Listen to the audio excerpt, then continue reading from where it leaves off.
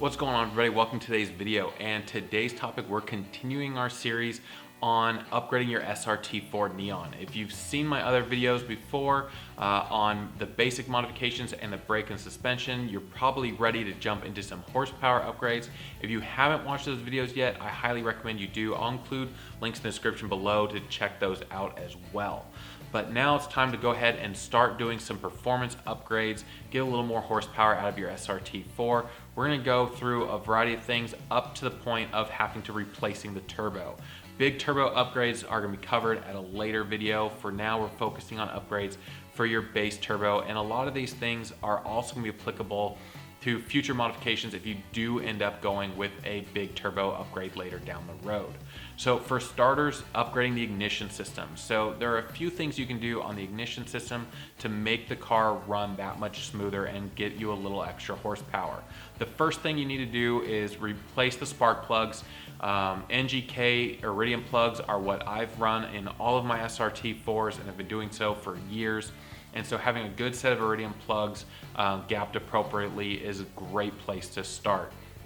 Now, of course, in addition to that, you're going to want to upgrade the coil pack as well as the spark plug wires. So for the coil pack, I've heard mixed reviews on the MSD coils. I've heard that from some people that they're junk. I've heard others that have worked really well. Because of that, I mean, I've run the MSD coils in the past. I haven't experienced any issues myself, but at the same time, right now on my SRT-4, I'm running an upgraded coil pack from Daryl Cox Racing. As from what all the reviews I've been seeing online from all the coil packs, this one seems to be the best one out there for these cars. And then at the same time, the last thing to upgrade for your ignition system are the spark plug wires. MSD make wires, Granatelli makes wires, and there are a variety of upgraded spark plug wires for these cars as well. So between those three components, it's a good way to get a solid upgrade to your ignition system. Now, you're not going to get a huge amount of power increase from upgrading these parts on the ignition system, but what you are going to do is get a more consistent, hotter spark, so that way things are more reliable and give you better horsepower and boost as you're driving your car. And then one other thing you might want to consider while you've got the coil pack off is putting a coil pack heat shield on. They're a nice way to help deflect heat from the turbo and the exhaust manifold to help keep from frying the electronics in the coil pack. All right, so on the turbo side of things, things you can upgrade, of course, are putting like a cold air intake on there, as well as an exhaust system. Both of these things help get more air flowing to and through and from the turbo. And so anything you can do in this area to remove restrictions is definitely going to help free up horsepower. There are a variety of companies out there making cold air intakes as well as exhaust systems. Depending on whether or not you're running the car in off-road capabilities only, like at the track or in your non-emissions compliant requirement states, you can go ahead and replace the downpipe with a catless downpipe. But of course, if you're in places where you have to keep a catalytic converter on the car, then you can go with like a downpipe that has a high flow catalytic converter on it. It won't give you as much of a horsepower increase as going to a catless downpipe, but it'll give you an improvement over the factory downpipe and factory catalytic converter. Of course, got to make sure you check with your local laws and applications to decide which one is right for you. As far as exhaust systems go, there are a variety of systems out there. I'm running the Mopar Performance boreless system on my SRT-4, but there are a huge amount of companies out there making systems for these cars. Modern Performance has some, Billy Boat Racing, and there are a variety of companies out there making exhaust systems. You just have to choose the one that you like the sound of and gives you the best performance for what you're looking for. So from here, another thing you can do that's not going to give you a huge amount of horsepower, but just going to give you more consistent, reliable horsepower, is to replace the intercooler pipes with hard pipes. The factory pipes are soft and pliable, where you can upgrade those with hard pipes, so that way when you are hard on the boost, you don't have these pipes expanding and losing performance on your car. And one of the nice things to do when you do a hard pipe kit is put a blow-off valve on. Now, the blow-off valve isn't going to give you any horsepower, but what it's going to do is help protect your turbo from when you let off the throttle, and it releases that extra boost pressure before it goes back and causes surge on the turbo, which if you do it enough times over a long enough period of time will damage the turbo. But if you're doing a hard pipe kit, doing a blow-off valve at the same time is a great idea. I've got a HKS blow-off valve on mine, mostly because I like the sound of it. You can get a variety of different blow-off valves to suit your needs. If you want a loud one, a quiet one, things like that. So you just have to choose which one works for you. And now another thing for the turbo side of things to upgrade, which isn't going to give you really much benefit on a stock turbo, but will when you do a big turbo upgrade, is an intercooler replacement. The nice thing with the SRT-4 is it does come with an intercooler from the factory, but you can always go with a more efficient or a larger intercooler, and there are a variety of companies that offer different intercoolers for these cars. And the nice thing of upgrading the intercooler is it's not going to give you like huge amounts of horsepower, but what it's going to do is give you more consistent horsepower. It's going to give a colder charge to the intake, to the engine, which is going to help give you better power, also help longevity of the engine.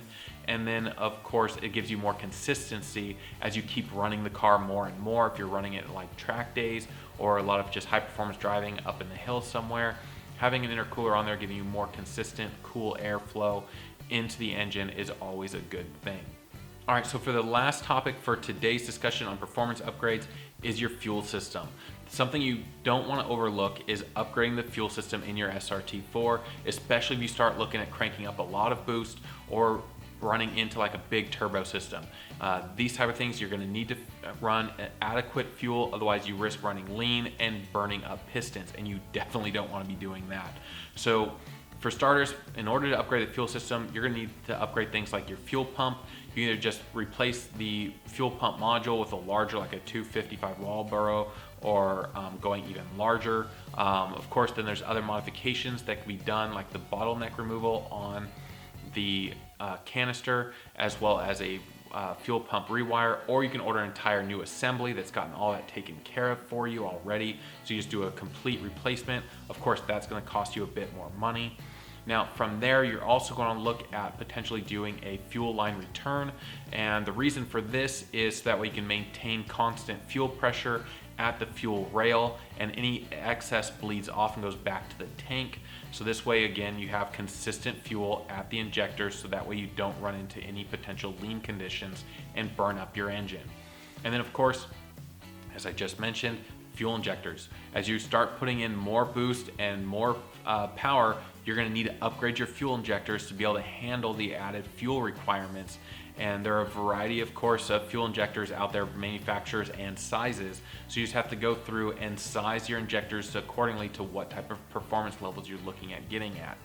Now from here, something else you need to consider are upgrading your map and tip sensors to 3 bar, especially, and this is the main reason for this is if you're going to be increasing the boost, you're going to be needing to have these larger capacity sensors, so that way they can read that boost levels and report that information back to the computer, so that way the proper amount of fuel is given to the engine to match the boost levels that it's seeing. Again, so that way you don't have a lean condition and burn up your engine. Now, when you upgrade the map and tip sensor as well as your injectors, you're going to need to get a custom tune to match these new components.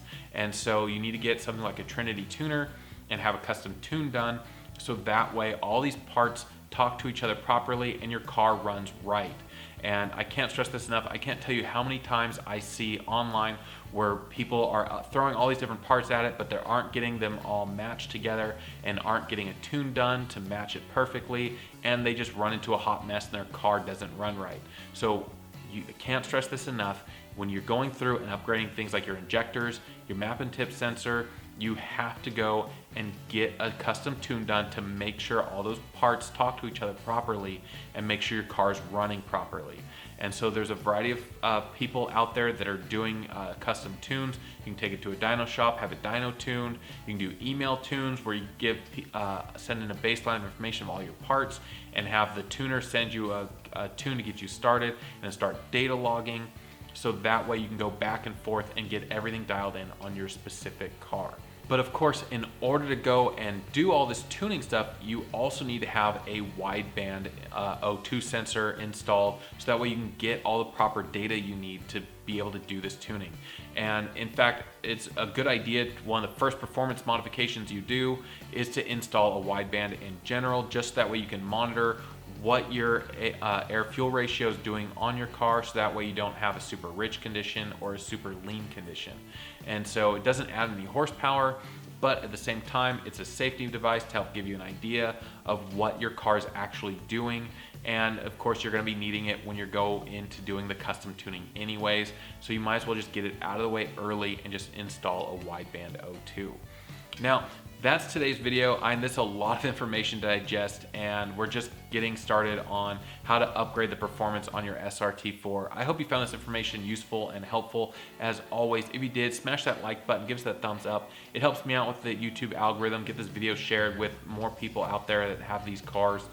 And as always, I am including links in the description below for the parts that I've mentioned in this video, so that way you can click on them and see what the actual parts are that I'm referring to. And if you want to order them, you'll be able to order them directly from those sites. And of course, if you want to be kept up to date with all my future uploads, don't forget to smash that subscribe button down below and ring that notification bell as well, so that way YouTube will keep you up to date of all the videos I do in the future. And as always, guys, I will see you the next video.